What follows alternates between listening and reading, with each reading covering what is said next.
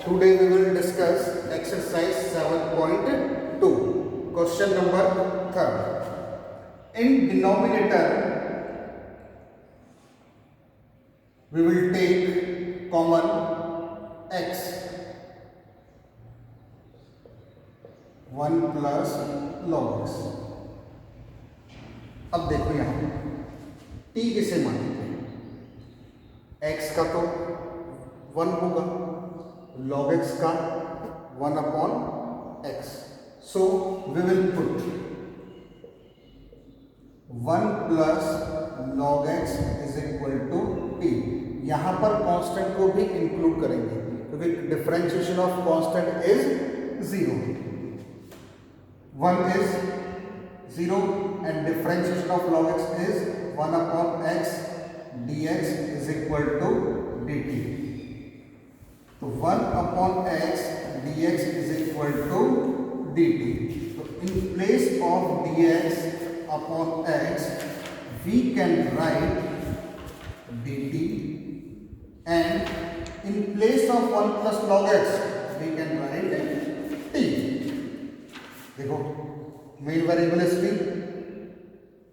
In this step only variable is t. इस step के अंदर मेन वेरिएबल क्या है? t हो गया.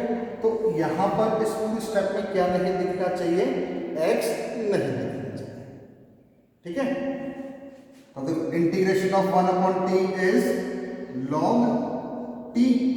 Then by putting the value of t, log 1 plus log x plus c is the answer. फिर से एक बार स्टार्टिंग से देख लो. We have not studied division rule in integration. So by the method of substitution we will try to convert this question into one standard function. इस पूरे question को हम convert करेंगे एक स्टैंडर्ड फॉर्म में. कन्वर्ट करने के लिए हम यहाँ पर क्या करेंगे बेटा? Substitute. So we will put 1 plus log x is equal to t. Differentiation of 1 is 0 and differentiation of log x is 1 upon x dx is equal to dt. By simplifying LHS we get 1 upon x dx is equal to dt. Now by question in place of dx upon x we can write dt and in place of 1 plus log x we can write 1 upon t and the integration of 1 upon t is log t. Then by putting the value of t we get log 1 plus log x plus c. एक चीज का हमेशा ध्यान रखना, किसी भी question में अगर लॉग दे रखा है तो हम t किसे मानेंगे? लॉग को. इनवर्स दे रखा है तो हम किसे मानेंगे? t इनवर्स को. तो नेक्स्ट क्वेश्चन देखते हैं हम question number 4. Integrate sine x sine cos x dx. एक बार सोच कर बताओ t किसे मानेंगे? Here if we take sin x is equal to t and the differentiation of sin x is cos x, तो ये एंगल वाला पार्ट तो गायब होगा नहीं, इसलिए we put cos x is equal to t and the differentiation of cos x is minus sin x dx is equal to dt. In question sin x is positive, so multiply by sin x minus sin both sides. Sin x dx is equal to minus dt. तो देखो this one and this one. In place of sin x and dx we can write dt with minus sin. Here main variable is t. तो पूरे question में क्या नहीं होना चाहिए? x नहीं होना चाहिए. Because sin in place of cos x we can write t. एक बार आप चेक कर लें वैल्यूज पुट करने के बाद में कि क्वेश्चन में x नहीं होना चाहिए। And the integration of sin t is minus cos t plus c, minus minus plus cos t plus c. By putting the value of t, cos x plus c is the answer. Is that clear? फिर से एक बार देख लो. This is question. Sin, if we put sin x is equal to t, then differentiation of sin x is cos x. तो ये angle वाला part तो गायब होगा नहीं, ठीक है, इसलिए मैंने cos x को यहाँ पर क्या माना, t. And the differentiation of cos x is minus sin x dx is equal to dt. अब क्वेश्चन में sin x का साइन कैसा है, positive, then we will multiply this step by minus sign. We get sin x dx is equal to minus dt.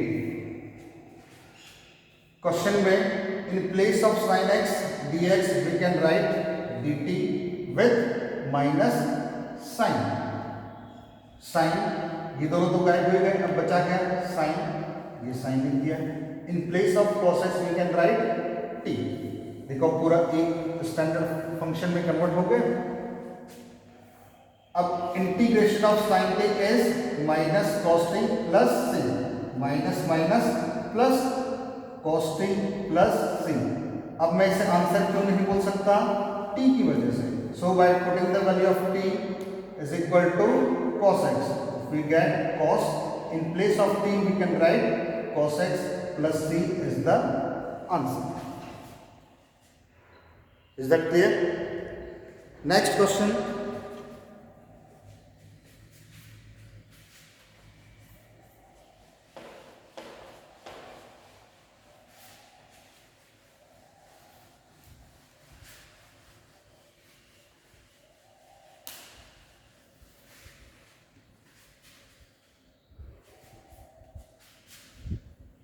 Next question है अपना integrate under root a x plus b d x.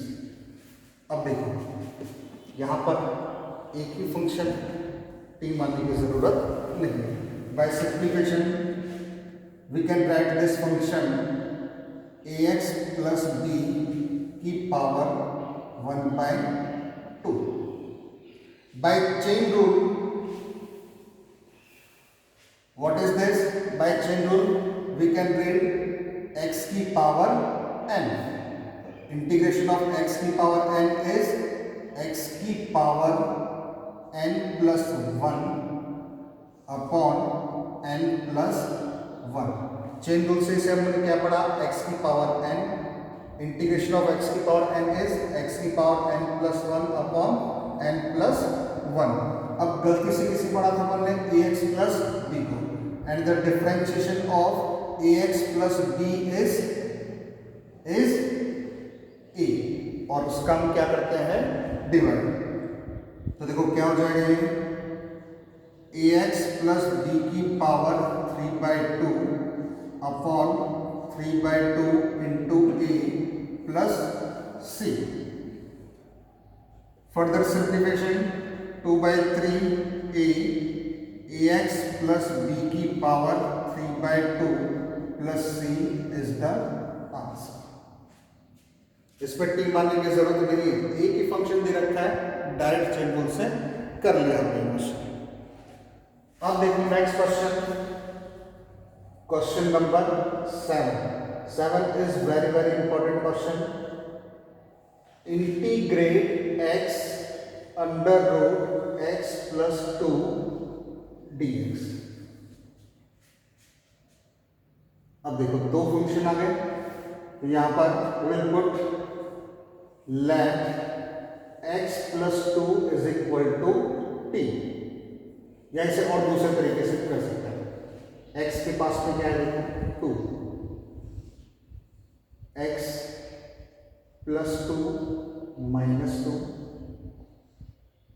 Under root x plus two, x के पास में क्या है यहाँ पर plus two, तो इस वाले x में मैंने अपनी मर्जी से 2 को ऐड करा और 2 को क्या कर दिया बेटा, सब्ट्रैक्ट कर दिया। अब इसे एक टर्म माना, इसका मल्टीप्लाई इसमें integrate x plus two under root x plus two minus 2 under root x plus two dx। क्या हो जाएगा ये x रूट x, मतलब x प्लस टू की पावर 3/2 dx माइनस 2,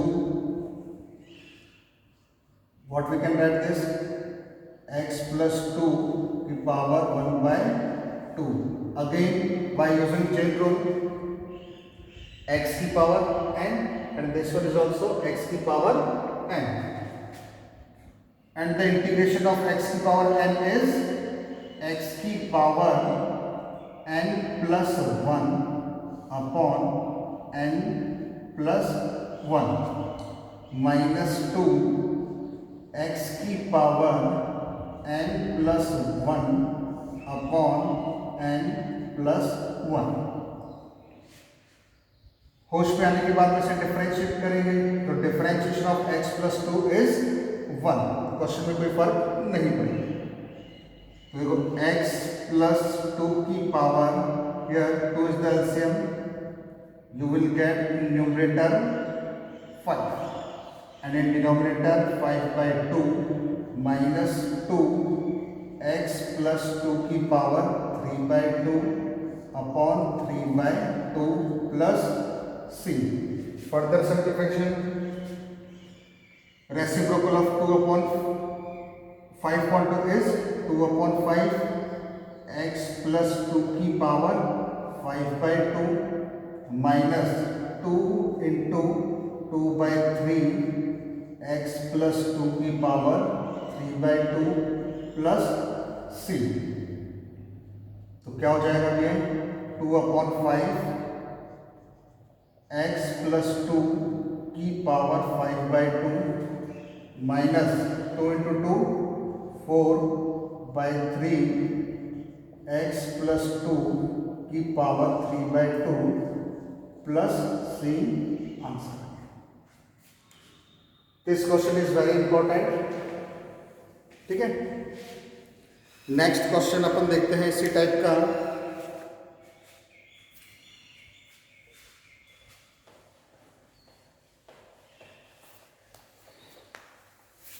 सेम इसी टाइप का क्वेश्चन ले रहा हूं मैं, आपकी बुक में है क्वेश्चन नंबर 11। जैसा कि अपन ने अभी 7 क्वेश्चन पढ़ा, इसी टाइप का है क्वेश्चन नंबर 11।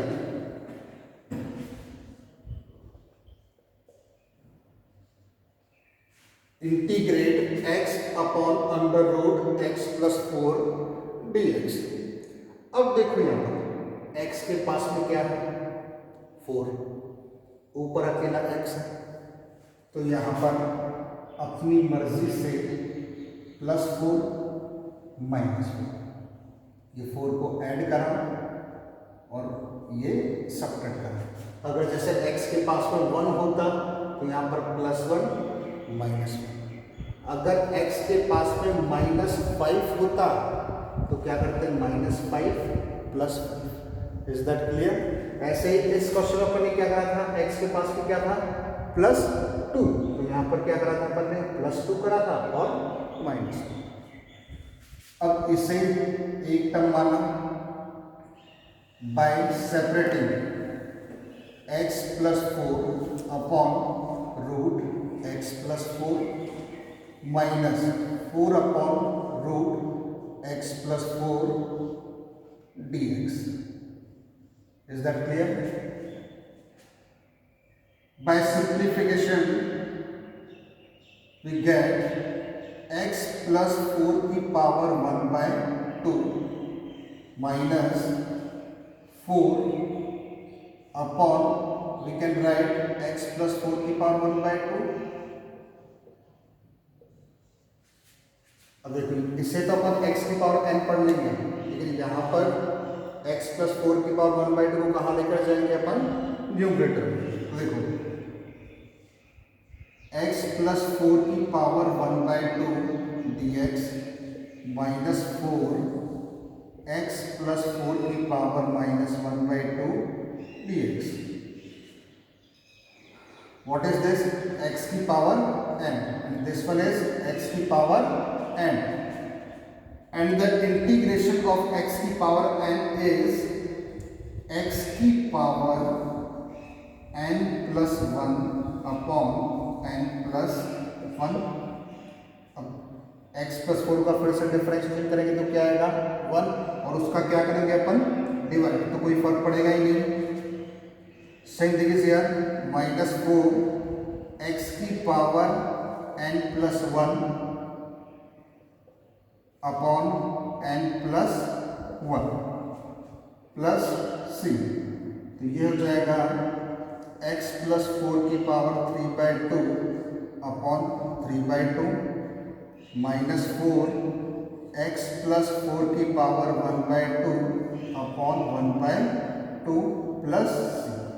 फर्दर सिंप्लीफिकेशन करते हैं अपन, तो 2/3 x प्लस 4 की power 3/2 minus reciprocal of 1/2 is 2 and 2 into 4 is 8, तो x प्लस 4 की power 1/2 plus c is the answer.